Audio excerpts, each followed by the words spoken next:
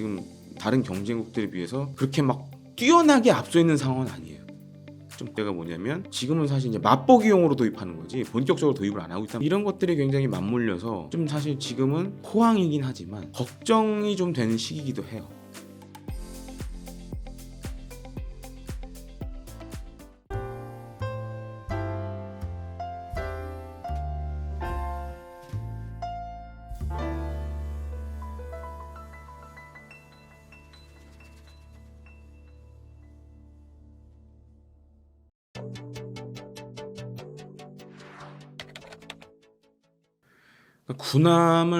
그러니까 미 해군이 쓰는 군함을 만든다는 거는 사실 어려운 일이고, 왜냐면은 이 흔히 이제 특수선이라고 많이 얘기합니다.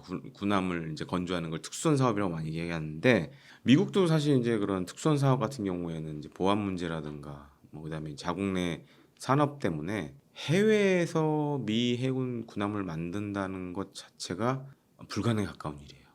그럼 지역에 있는 의원들도 가만히 안 있겠죠. 미국 같은 경우는 이제 지역 의원들의 역할이 굉장히 큰 나라 중에 하나인데, 다만 이제 우리가 좀 해볼 수 있는 시장이 그러니까 군함의 유지 보수와 관련된 부분, 흔히 말하는 이제 MRO라고 많이 얘기를 하는데, MRO 관련된 부분은 뭐 국내에서 할 수도 있겠죠.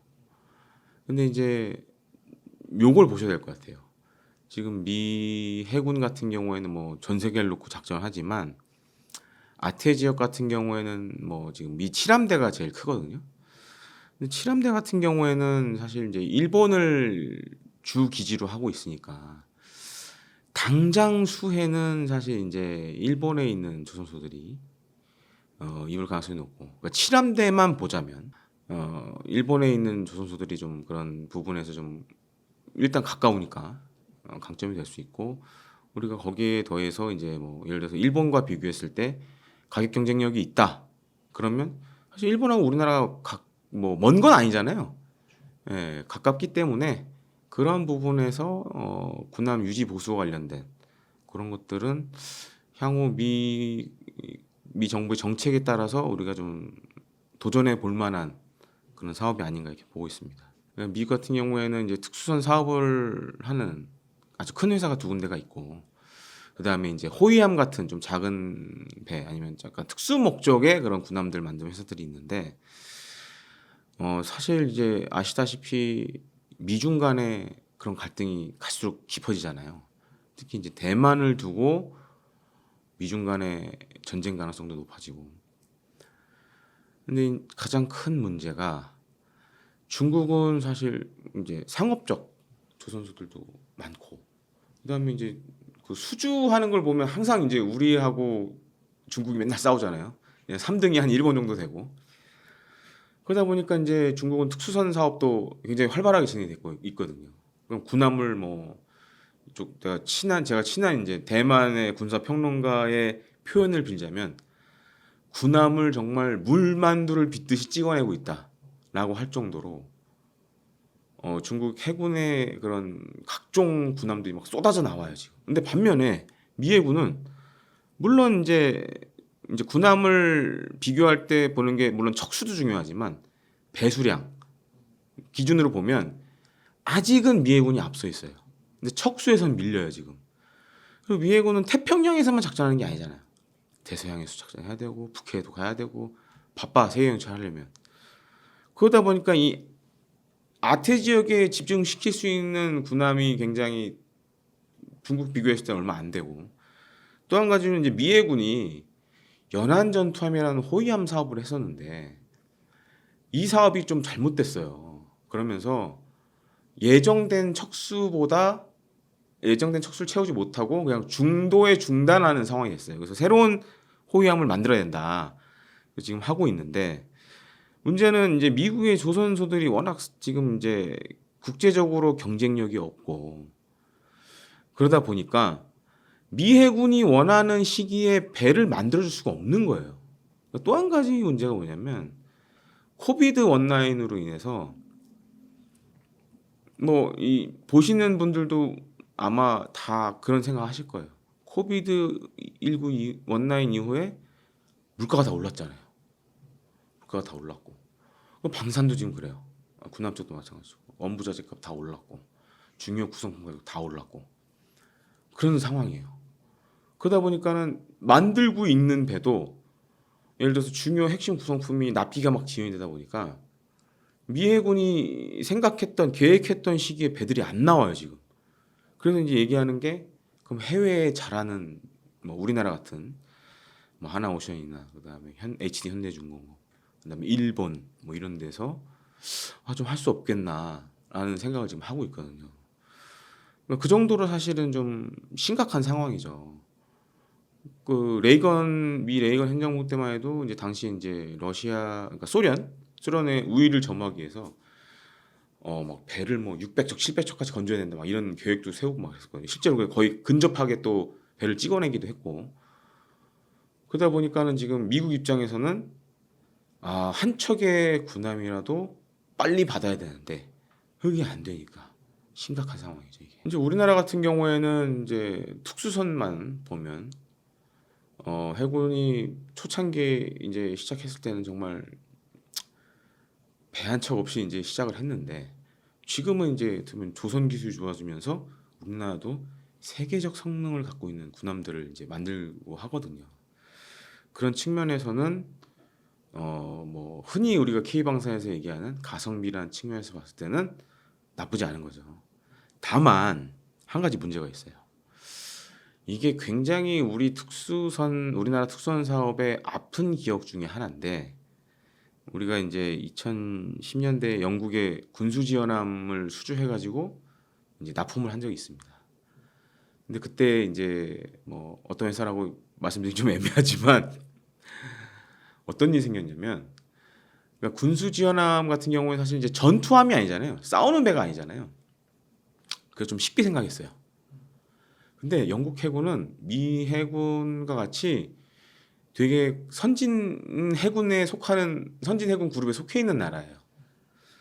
그래서 어떤 걸 중요하게 보냐면, 특히 영국 해군 같은 경우에는 뭐 아시다시피 영국이 과거에는 해가 지지 않는 나라였잖아요. 해가 지지 않는 나라를 뒷받침을 해준 게 영국 해군이었고, 그다음에 이제 80년대 포클랜드전 치르면서 대한 미사일에 정말 호되게 당한 나라 중에 하나거든요. 대한 미사일이 피격됐을 때 어떻게 특히 안전 기준에 있어서 굉장히 엄격해요. 그래서 우리가 배를 다 만들었던데 이제 최종적으로 확인해서 인수하려고 딱 왔는데 영국에서 다 안 돼, 안 돼, 안 돼 돼버린 거예요. 인도 지연이 계속 되는 거죠. 그러면서 이제 위약금 막 생기고, 그다음에 회사도 이거 돈을 받아야 돌아가야 되는데 자꾸 지연되니까 그때 한번 호되게 한번 당한 적이 있었죠. 그 이제 너무 쉽게 해외 군함 사업을 접근한 거예요. 그다음에 이제 수주도 다른 경쟁사들, 이제 유럽에 있는 사들은 비싸게 불렀을 거 아니에요. 기준을 아니까. 근데 우리는 이렇게 하면 좀 싸게 할 수 있을 것 같은데라고 생각한 거예요. 근데 그게 그쪽 해군 기준에는 안 맞는 거야. 그러니까 계속 인도 지연되고 이제 사태 발생했거든요. 중요한 게 우리가 해외, 예를 들어서 이제 선진국 해군에 팔려고 그러면 그런 것들이 굉장히 중요합니다. 스탠다드를 어떻게 잘 지켜주느냐. 그래서 잘못하면 오히려 정말 적자수주가 될 수도 있고, 잘하면 진짜 돈이 되는 사업이 될 수가 있는데, 그런 부분에서 우리가 조금 더 신중하게 접근할 필요가 있지 않나라고 보여집니다. 사실 수익성은 민간 선박 만드는 게 훨씬 낫죠. 예. 뭐 일부 회사에서는 이제 뭐 특수를 하면 막 뭐 영업이 뭐 엄청난 건데, 사실은 이제 우리나라 이제 양대 조선사에서 이제 이런 뭐 실적이나 이런 걸 보면 특수선 사업이 차지하는 비중이 많지가 않아요. 근데 왜 해외로 지금 나가려고 그러느냐? 첫 번째 이 문제가 있습니다. 국내 군함 시장은 포화 상태예요. 이렇게 가면 지금 이제 뭐 딱 까놓고 말씀드릴게요. 특수선 사업을 하는 회사가 우리나라에 4개 업체가 있어요. HD 현대중공업, 하나오션, 그다음에 SK인시플랜트, 그다음에 한진중공업, 4개사가 있어요. 근데 이 4개사가 우리나라 해군하고 해경 사업만 바라보고 있어요. 근데 문제는 뭐 이렇게 과거에는 그게 있었어요. 이제 방산 뭐 특정된 것만 하는 업체들이 있었는데, 이게 이명박 정부 때 없어졌죠. 없어지면서 그래서 과거에는 뭐 호위함 구축함만 만들던 회사도 이제는 상륙함을 만들 수 있고 뭐 이렇게 된 거예요. 잠수함도 만들 수 있고. 그래서 아주 일례로 지금 차기 호위함 해군에 이제 막 배치되고 있는 차기 호위함 사업 같은 경우에는 일단 이제 설계도 같은 거는 뭐 이제 방사청이나 해군에서 이렇게 하고 건조는 조선사에 맡기거든요. 근데 호위함 만든 업체만 지금 3개예요. 우리나라에 이 좁은 시장에 그거 두고 새 업체가 피 터지게 싸우는 거예요. 그럼 잘 보세요. 수주를 하려고 이러면 수주를 하려고 적자 수주를 할 수밖에 없어요. 구조상 남는 게 별로 없는 수주가 되는 거예요. 실제로도 지금 그런 일이 발생하고 있고 그러다 보니까 서로 다 인식을 하고 있어요. 야 이대로 가면 정말 제로섬 게임이다. 그럼 우리가 이 난국을 타개하려면 우리가 갖고 있는 기술과 노하우를 가지고 해외 시장에 나가야 된다라고 다 인식을 하고 있어요 지금. 그래서 뭐 HD 현대중공업도 뭐 남미에서 지금 뭐 군함 수주하고 필리핀 수출하고 이러는 게 안 그러면 우리 국내 시장만 바라보고 있으면 서로 망하는 거예요. 이게. 그러니까 그런 좀 절대절명의 상황이 있다라는 거죠. 그래서 해외에 나가는 거에 대해서 지금은 굉장히 적극적이고 그리고 이제 하나오션이 오스타를 인수하려는 것도 사실 그런 비슷한 목적입니다. 그래서 이제 해외 군함 시장에 들어가려고 하는데 특히 이제 뭐 이런 그 오커스 뭐 그룹에 들어가려면 뭐 영국, 미국, 호주 뭐 요에 있는 회사들 중 하나를 뭐 M&A를 해서 이렇게 들어가야 되기 때문에 지금 그런 방식으로 접근을 하고 있는 거죠. 그렇다고 할 수 있죠. 근데 다만 미국 같은 경우에는 특히 미해군 같은 경우에는 그러니까 항공모함 그다음에 이제 전략 핵잠수함, 공격 원잠, 뭐 그다음에 구축함, 순양함은 이미 한 업체가 있어요. 2업체가 있어요. 그래서 거기는 못 들어가요, 사실. 우리 이 조선소들이 들어갈 수 있는 데는 호위함 사업. 그러니까 미군이 지금 호위함 사업을 진행을 하고 있는데 이게 척수가 좀 굉장히 많거든요. 그런 쪽으로는 만약에 시장 진입이 가능하죠. 만약에 수주를 한다 그러면 또 얘기가 달라지는 거고. 그래서 그렇게 된다 그러면 이 특수선을 하는 조선소 입장에서는 회사의 가치가 달라지는 거죠. 우리는 미국 군함을 만들어. 그럼 일단 브랜드 밸류나 네임 밸류가 달라지는 거죠. 그리고 그걸 통해서 만약에 이익까지 발생한다 그러면 이거만한 게 없는 거죠. 새로운 사업이 될 수 있는 거죠. 굉장히 중요한 산업이 될 수 있는 거죠. 근데 다만 이건 있습니다. 해외 군함 사업 같은 경우에는 이제 배에 보면은 그러니까 군함 보면은 싸워야 되잖아요. 그러니까 무장도 있고 레이더도 있고 EOIR 같은 뭐 보는 장비들도 있고 뭐 여러 가지 이제 구성품들이 있단 말이에요. 그다음에 엔진도 있어야 되고. 근데 뭐 우리 해군도 사실 비슷해요. 군함 같은 경우에는 사실 이제 사용자가 지정을 하거든요. 요거 달아주세요. 우리 지금 요거 쓰고 있으니까. 근데 이제 우리나라 지금 이제 같은 경우에는 그 차기 호위함 같은 경우에는 그런 무장이라든지 센서류가 국산화가 많이 됐어요. 많이 됐는데 해외에 과연 그 우리의 장비들이 먹힐 것이냐는 또 다른 문제예요. 왜냐하면 이제 가격 경쟁력이나 이런 것들이 우리께 싸다라고 하기는 좀 애매하거든요. 그래서 그런 부분에서의 일종의 이제 우리가 군함을 수주하거나 건조했을 때 그 2차적으로 할 수 있는 부분 이런 역량을 또 키우는 게 굉장히 중요합니다. 그래서 다만 지금은 이제 우리 조선소들의 좀 약점이 뭐냐면 일단 너무 많고 일본은 지금 사실 특수선을 거의 1개 업체, 2개 업체 정도 하는데 우리는 4개 업체고 프랑스도 사실상 이제 1개 업체가 하고 영국 같은 경우에는 몇 개 업체가 있지만 예를 들어서 배를 하나 만들면 블럭별로 나눠서 가져가거든요. 그러니까 서로 이제 윈윈할 수 있는 상호 공존할 수 있는 그런 상황인데 그렇기 때문에 사실은 특수선 사업 특히 국내 특수선 사업은 좀 인수합병이 필요해요. 그러니까 이제 예를 들어서 아예 2개 업체 정도만 남든가 4개 업체가 있는다라는 건 전 세계적으로도 유례가 없는 거거든요. 그러니까 예를처럼 중국처럼 배를 많이 만든다던가 미국처럼 뭐 정말 뭐 한 번에 막 거의 100척 가깝게 막 찍어내면 그럼 얘기가 달라질 수 있는데 지금 뭐 이게 보통 이제 해군에서 그 배치별로 이제 쉽게 말씀드리면 롯데별로 잘라서 이게 수주를 하는데 3척 놓고 3개 업체가 달려든단 말이에요. 그러니까 이거는 사실 국가적으로 봤을 때 물론 납세자인 국민 입장 그다음에 사는 해당 군의 입장에서는 싸고 좋은 배를 사는 건 좋아요. 당장은 좋겠죠. 근데 장기적으로 봤을 땐 이거는 산업을 망가뜨리는 일입니다. 그래서 좀 우리 이 지금 특수한 사업을 좀 정리를 할 필요가 있다. 지금 너무 많다 이거는. 좀 그런 부분에 있어서 국회나 정부에서 좀 신경을 써야 될 것 같아요. 그래서 사실 제가 2017년에 이제 뭐 방송 기고하면서 추가적으로 했던 게 뭐냐면 이제 와서 말씀을 드리는 건데 그 뭐 투자사나 그다음에 언론사 가서 그런 강의를 많이 했어요. 전쟁에 살아남는 법과 관련된 강의를 많이 했고 그걸로 뭐 하여튼 그런 강의들을 많이 했던 기억이 있는데 사실 우리나라는 지금 뭐 분단이 돼 있는 나라고 북한 같은 경우에는 물론 그럴 가능성은 적다고 보지만 언제든지 전면전을 일으킬 수 있는 나라이기 때문에 평상시에도 그런 준비를 다 하셔야 될 것 같아요. 그래서 2017년에 제가 들었던 것 중에 하나는 국내에 있는 해외 이런 업체 이제 회사들 지사들 같은 경우에는 심지어 그 비상식량하고 뭐 생수 이런 것도 준비를 해놓은 데도 있었고 더 나가서 방탄복 그다음에 방독면 이런 것도 준비한 회사들이 있었어요. 근데 우리나라는 약간 이제 너무 이제 오랜 기간 이런 상황을 겪다 보니까 솔직히 집에 그런 키트 갖고 있는 분들도 거의 없을걸요? 예. 그 저는 사실은 이제 그 생수 같은 경우에는 먹는 것 이상으로 집에 사실 정수기가 있는데 항상 사놓거든요. 물은 항상 사놓고 쌀도 와이프 보고 항상 얘기를 해요. 달랑 하나만 사지 말고 여유로 두세 개 정도는 더 사놔라 라고 얘기를 합니다. 그래서 그런 준비들을 좀 평시에도 그러니까 예를 들어서 좀 많이 구매하면 또 싸잖아요. 그런 식으로 좀 쌓아놓고 있어야 되지 않나.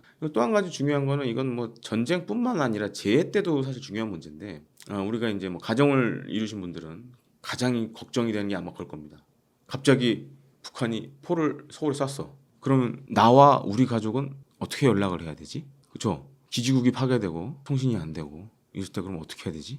라는 이제 뭐 유사시가 되면 그런 고민을 해야 될 수도 있겠죠. 그래서 사전에 이런 상황이 되면 우리 가족이 어디서 만나자 뭐 이런 것들도 좀 미리 해놓으실 필요는 있어요. 그리고 사실 이제 인터넷에 검색해 보시면 주변에 방공호라든가 뭐 이런 것들도 찾아보실 수 있어요. 그리고 이제 유사시에 물이 끊겼을 때 어디 가면 물을 받을 수 있다라는 것들도 검색해 보면 다 있습니다. 그래서 그런 것들을 평상시에 주의 깊게 좀 봐야 될 것 같고 또 한 가지로는 국제 정세가 어떻게 돌아가는지에 대해서 우리가 끊임없이 관심을 갖고 그러니까 그런 거 특히 이제 투자하시는 분들 입장에서 그런 것들은 뭐 매일 하는 일이시겠지만 특히 이런 안보와 관련된 부분도 투자에 있어서 굉장히 중요한 부분이기 때문에 좀 유의 깊게 봐주셨으면 하고 또 마지막으로 좀 이 얘기를 드리고 싶어요. 최근에 이제 K방산이 과거에는 사실 그렇게 주목을 못 받다가 폴란드 수출하면서 굉장히 주목을 받고 있잖아요. 그래서 주가도 뭐 거의 아주 일례드리면 뭐 하나 에어로스페이스는 한 3년 전만 해도 한 거의 2만 원대였는데 지금은 거의 한 20만 원이 넘어가잖아요. 물론 이게 뭐 제가 봤을 때도 향후 K방산이 최소 5년, 최소 10년은 잘 나갈 것 같아요. 지금 이제 받아놓은 이 수량들이 꽤 있어서. 근데 사실 많은 방산업계 관계자들이 지금 사실 고민하는 부분이 한 가지가 있습니다. 호황을 이루다 보니까 사람도 지금 많이 뽑았고 그런 상황인데 지금 사실 5년, 10년 뒤에 우리가 팔 수 있는 아이템이 잘 안 보여요. 그게 가장 큰 문제고. 지금처럼 호황이 만약에 10년 뒤까지 이어진다 그러면 큰 문제가 안 되겠지만 사람은 많이 뽑아놨는데 만약에 일이 없어. 수출도 안 돼. 그리고 지금 내수 시장은 특히 우리 군 같은 경우에는 아시다시피 이제 인구 절벽으로 인해서 병력이 점점 줄어요. 그러다 보면 자연스럽게 무기체계 소요도 줄겠죠. 예, 무기체계 또 수요가 줄다 보면 고가화되고 그러면은 세계 방산 시장에서 경쟁력이 떨어질 수밖에 없다는 거죠. 그리고 이제 무인화 얘기를 많이 하지만 무인도 사실 뭐 우리나라가 지금 다른 경쟁국들에 비해서 그렇게 막 뛰어나게 앞서 있는 상황은 아니에요. 거기다 이제 특히 이제 군의 문제가 뭐냐면 지금은 사실 이제 맛보기용으로 도입하는 거지 본격적으로 도입을 안 하고 있단 말이에요. 이런 것들이 굉장히 맞물려서 좀 사실 지금은 호황이긴 하지만 좀 걱정이 좀 되는 시기이기도 해요. 그리고 최근에 좀 제가 제일 우려하는 게 뭐냐면 주식시장에서 반응이 좋다 보니까 예를 들어 이제 투자사들이 이런 투자 관련 리포트를 내면 대부분 다 보면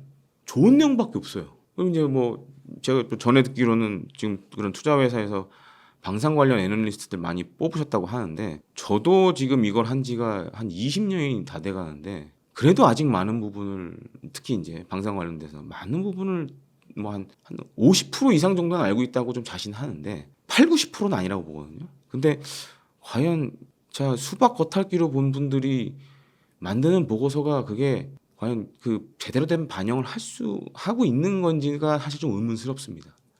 그래서 좀 최근에 그 이제 여러 방산업체들 공시들 보면 좀 그런 부분들이 좀 눈에 띄게 나타나고 있고, 그다음에 일종의 이제 뭐 테마에 따라서 가는 경우도 좀 덜어 보이는 것 같고, 그러니까 방산인데 뭐 로봇 관련된 회사를 인수한다 그러니까 주가가 갑자기 미친 듯이 올라가고, 좀 이런 것들은 좀 사실 이제 건전한 K 방산 환경에는 환경 조성하는 데는 좀 오히려 독이 되지 않나 좀 이렇게 보고 있습니다. 고맙습니다.